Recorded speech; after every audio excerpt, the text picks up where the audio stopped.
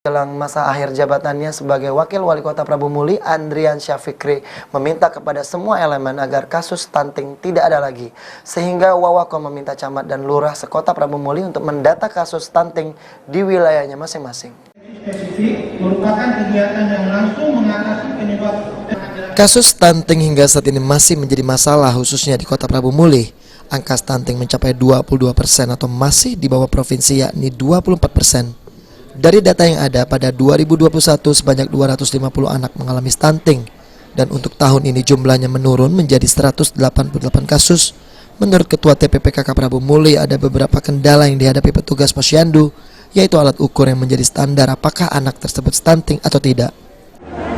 Yang menjadi kendala kita ini pertama alat ukur ya, alat ukur yang mereka kemudian juga standar stunting mereka di wilayah itu di posyandu-posyandu itu mereka belum paham yang mana sih menjadi standar stunting itu.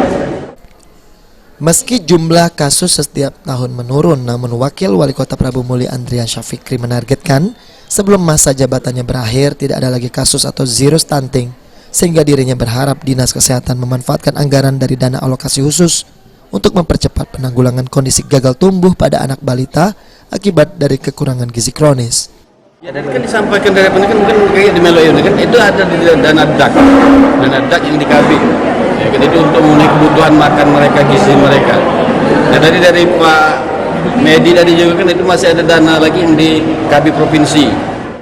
Wawako juga mengajak semua elemen termasuk camat dan lurah untuk turun langsung melihat kondisi balita yang mengalami stunting. Benny Firdaus, PAL TV.